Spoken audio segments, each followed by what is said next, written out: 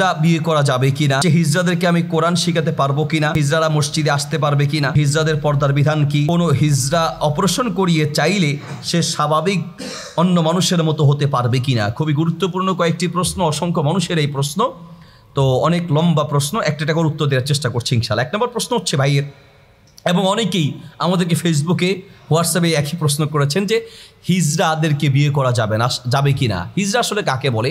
যারা লৈঙ্গিক দিক থেকে একটু ব্যতিক্রম, অর্থাৎ আমরা যেমন একজন পুরুষ একজন মহিলা যেভাবে থাকা দরকার, লিঙ্গগত দিক থেকে তাদের একটু পরিবর্তন রয়েছে, কণ্ঠের দিক থেকে, শারীরিক গঠনের দিক থেকে কিছুটা পরিবর্তন রয়েছে, যেটাকে আমরা তৃতীয় লিঙ্গ হিসেবে বলতে পারি। আমাদের সমাজে এবং আমাদের দেশে এই সম্প্রদায়ের লোকেরা, যাদেরকে আমরা হিজড়া হিসেবে চিনে থাকি, যথেষ্ট অবহেলিত।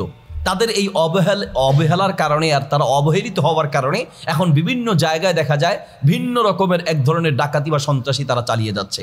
অনেক জায়গায় ওই দিন ফেসবুকে দেখলাম যে একটা বিয়ের অনুষ্ঠানে গিয়ে তারা কাপড় খুলে নাচানাচি করছে, টাকা দিতে হবে, গাড়ির সামনে কাপড় খুলে নাচানাচি করে। অনেক সময় আমরা বিব্রত বোধ করি, গাড়িতে উঠে মানে টাকাটাকে দিতেই হবে, আর না দিলে সে গায়ের উপরে চড়াও হয়ে যাবে। এটার ব্যাপারে প্রশাসনের সিদ্ধান্ত নেওয়া উচিত এবং কঠোর ব্যবস্থা নেওয়া উচিত। অনেক সময় ছোটো ছোটো বাচ্চারা খুব বিব্রত হয়ে যায়, এমন অবস্থা করে যে মনে হয় যেন মানে তাকে টাকা দিতে আপনি বাধ্য, আবার কত দিবেন, মানে সে যা চাইবে তাই দিতে হবে, না হয় গায়ের উপরে উঠে যাবে কাপড় খুলে, মানে এক অশ্লীল কাজ কারবার। আল্লাহ তাআলা আমাদের এই সম্প্রদায়ের ভাই এবং বোনদেরকে বোঝার তৌফিক দান করুন।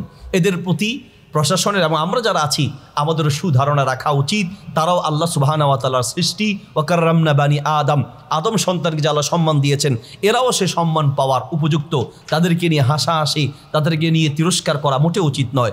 বরং যদি আপনি এই বিপদগ্রস্ত মানুষগুলোকে দেখেন তো নবী সাল্লাল্লাহু আলাইহি ওয়াসাল্লাম একটি দোয়া আছে, আলহামদুলিল্লাহিল্লাযী আফানি মিম্মা বতালাকা বিহি ওয়া ফাদ্দালানি আলা কাসীরিম মিম্মান খালাকা তাফদীলা।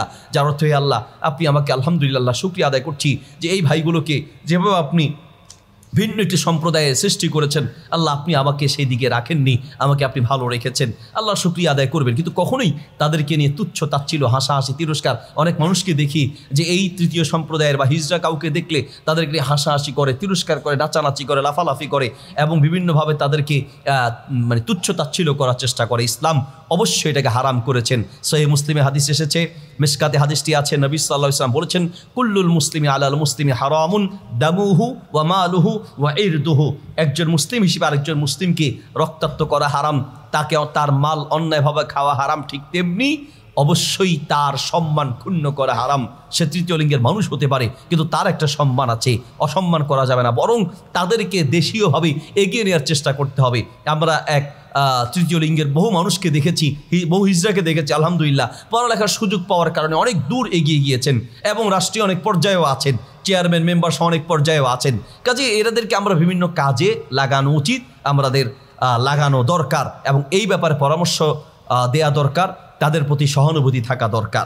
এখানে যে প্রশ্ন সেটা হচ্ছে হিজড়াদেরকে বিয়ে করা যাবে কি না। যদি কোনো স্বাভাবিক কোনো মানুষ প্রশ্ন করে থাকেন তাহলে আমি বলবো যে পৃথিবীতে বা বাংলাদেশে এমন হয় নাই যে মেয়েদের অভাব পড়ে গেছে আপনি হিজড়াকে বিয়ে করতে যাবেন। কাজেই স্বাভাবিক বিয়ে করার চেষ্টা করবেন। একান্ত হিজড়াদেরকে যদি আপনি বিয়ে করতে চান তাহলে হিজড়াদেরকে অন্য হিজড়া বিয়ে করলে সবচেয়ে সুন্দরতম পদ্ধতি হয়, অর্থাৎ পুরুষ হিজড়া যেগুলো সেগুলো মহিলা হিজড়াদেরকে বিয়ে করবে, এটাই সবচেয়ে উত্তম পন্থা। এরপরেও সাধারণ কোনো মানুষ যে হিজড়া বা তৃতীয় লিঙ্গের নয়, স্বাভাবিক মানুষ, সে যদি কোনো হিজড়িকে বিয়ে করতে চায় তাহলে বিয়ে করা জায়েজ বা বৈধ হবে। শর্ত হচ্ছে যাকে বিয়ে করবেন তার অধিকাংশ শারীরিক গঠন মহিলার মতো হতে হবে। এটা ডাক্তারি পরীক্ষার মাধ্যমে হতে পারে অথবা তাকে জিজ্ঞেস করার মাধ্যমে হতে পারে। তার শারীরিক গঠন যদি মহিলার মতো হয়ে থাকে তাহলে কোনো পুরুষ যদি চায় তাকে বিয়ে করতে পারে। আবার কোনো হিজড়ার যদি শারীরিক গঠন পুরুষের মতো হয়ে থাকে, অর্থাৎ বেশিরভাগ হচ্ছে যদি পুরুষের মতো, বাহ্যিকভাবে দেখতে যদি পুরুষের মতো এবং তার লজ্জাস্থানের দৃষ্টিকোণ থেকে যদি পুরুষের মতো হয় তাহলে সে চাইলে স্বাভাবিক অন্য কোনো মহিলাকে বিয়ে করতে পারে। দুই ধরনের হিজড়া বা তৃতীয় লিঙ্গের অবস্থান রয়েছে, দুইটা বললাম। একটা হচ্ছে দেখতে পুরুষের মতো, তার সব বিধান হবে পুরুষের মতো।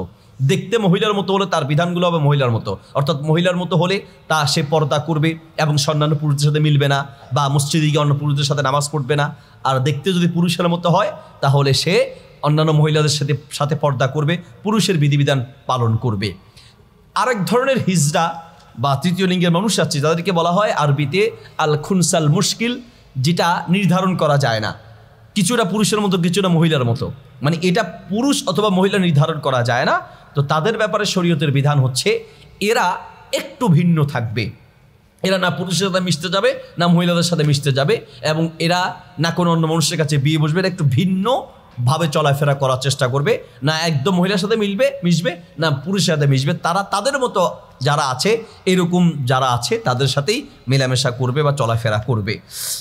এরপরে প্রশ্ন হচ্ছে হিজড়াদেরকে কোরআন শেখানো যাবে কিনা? হ্যাঁ, অবশ্যই হিজড়াদেরকে কোরআন শেখানো যাবে, তবে আপনি পুরুষ হিসেবে যদি পুরুষ হিজড়াদেরকে শেখাতে পারেন অথবা মহিলা হিজড়া যদি হয় তাহলে তাদেরকে পর্দার সাথে শেখাতে হবে। এরপর প্রশ্ন হচ্ছে হিজড়ারা মসজিদে যেতে পারবে কিনা?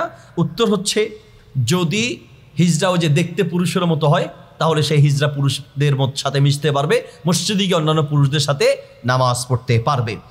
হিজড়াদের পর্দার বিধান কি? সাধারণ মহিলাদের যে পর্দার বিধান, হিজড়াদের মধ্যে যেগুলো মহিলার মতো তাদেরও সেই সেম বিধান, অর্থাৎ অন্যান্য মহিলারা, সাধারণ মহিলারা যেইভাবে পর্দা করে চলবে ঠিক তেমনি হিজড়াদের মধ্যে যারা মহিলার মতো তারাও ঠিক পর্দা করে চলবে। এরপরের প্রশ্ন, কোনো হিজড়া অপারেশন করিয়ে স্বাভাবিক জীবনে ফিরে আসতে পারবে কি না? এই প্রশ্নের উত্তর হচ্ছে কোনো একজন হিজড়া বা তৃতীয় লিঙ্গের কোনো মহিলা বা পুরুষ যদি সে অপারেশন করানোর মাধ্যমে চিকিৎসকগণ বলে থাকেন যে সে অন্যান্য সাধারণ মানুষের মতো হতে পারবে, তাহলে সে অপারেশন করানো জায়েজ হবে কিনা এর উত্তর নিয়ে ওলামাদের মাঝে একটু মতভেদ রয়েছে। কেউ বলছেন না, আল্লাহ সুবহানাহু ওয়া তাআলা যেভাবে সৃষ্টি করেছেন ঠিক সেভাবেই থাকা উচিত এবং এটার উপরে সন্তুষ্ট থাকা উচিত, সেই অঙ্গ প্রত্যঙ্গ কেটে স্বাভাবিক পুরুষের মতো হতে পারবে না। আবার কেউ কেউ বলছেন যে না, যেহেতু তার এটা একটু ভিন্নতা আছে তাহলে সে অপারেশন করে বা হরমোন চেঞ্জ করে বা যেভাবে ডাক্তারদের পরামর্শ হয় সে চাইলে পুরুষ বা মহিলা যে কোনো একটা সাদৃশ্য যেদিকে তার সম্ভব হবে চিকিৎসার মাধ্যমে সে সেদিকে যেতে পারবে। আমরা কোনটা গ্রহণ করতে পারি? প্রথম কথা আমি বলবো যে আল্লাহ সুবহানাহু ওয়া তাআলা যেভাবে সৃষ্টি করেছেন, যেভাবে আছেন সেভাবে থাকাই ভালো। অপারেশন করতে গিয়ে দেখা যাবে সমস্যা আরও অনেক দিক থেকে বেড়ে যেতে পারে। কিন্তু এমনটা যদি হয় যে একজন পুরুষ সে তৃতীয় লিঙ্গের মানুষ, ঠিক আছে, তার চাহিদা হচ্ছে পুরুষের মতো সব কিছু, সামান্য কোনো এক জায়গায় অপারেশন করলে বা চিকিৎসা গ্রহণ করলে সে পরিপূর্ণ পুরুষ হিসেবে জীবনযাপন করতে পারবে, বা কোনো মহিলা চিকিৎসার মাধ্যমে পরিপূর্ণ মহিলার মতো সে জীবনযাপন করতে পারবে, তাহলে সেই ক্ষেত্রে সে যদি তার শারীরিক কোনো সমস্যা না থাকে, বিপদগ্রস্ত না হয়, শারীরিকভাবে কোনো ক্ষতির সম্ভাবনা না থাকে, তাহলে সেই ডাক্তারের চিকিৎসা গ্রহণ করতে পারে, অসুবিধা নেই। তবে স্বাভাবিক থাকাটাই হচ্ছে ভালো। একান্ত যদি কেউ অপারেশন করতে চায় তাহলে পারবে, কারণ অনেক মানুষের ধরেন মুখের যেমন আঙ্গুল, 5টা আঙ্গুলের জায়গায় কারো 6টা আঙ্গুল হয়েছে, তো সে যদি চায় আঙ্গুলটা কেটে 5টা রাখবে, আলেমরে ব্যাপারে ফতোয়া দিয়েছেন যে হ্যাঁ অসুবিধা নেই, সে 6টা আঙ্গুলের জায়গায় একটা কেটে 5টা আঙ্গুল রাখবে, এটা জায়েজ আছে। কেন? যে এই যে অতিরিক্ত যে আঙ্গুলটা, এটা মূলত স্বাভাবিকের চেয়ে অস্বাভাবিক জিনিসটা সে দূর করতে পারবে। যেমন কোনো কথার কথা, কোনো মহিলার মুখে দাড়ি হয়েছে, মোষ হয়েছে, এরকম হয় না? তো সে যদি চায় তার দাড়ি মোষ কাটবে, স্বাভাবিক কোনো পশম ভ্রু এগুলো কাটতে পারবে না, কিন্তু সে যেহেতু এটা অতিরিক্ত এবং এটা অস্বাভাবিক, এটা কেটে যদি সে পরিষ্কার রাখতে চায় চেহারা, তাহলে এটা তার জন্য জায়েজ হবে। কারো কথার কথা, এই যে কানের এখান থেকে একটা অনেক সময় লতি বের হয় অতিরিক্ত, দেখছো কিনা জানি না, আপনারা দেখছেন কিনা, মানে অনেক সময় কানের এখানে অতিরিক্ত কিছু আছে, তো এটা যদি কেটে সে অপারেশন করতে চায় জায়েজ হবে, যদিও এটা আল্লাহর সৃষ্টি, কিন্তু অস্বাভাবিক হওয়ার কারণে এটাকে কেটে ঠিক করা বা স্বাভাবিক করা জায়েজ আছে। সেই দৃষ্টিকোণ থেকে কোনো হিজড়াকে যদি চিকিৎসার মাধ্যমে সে কোনো একটা লিঙ্গ নির্ধারণ করা তার জন্য সহজ হয় বা সম্ভব হয়, শারীরিক কোনো ক্ষতি না থাকে, তাহলে এটা জায়েজ হবে। আশা করি বুঝতে পেরেছেন।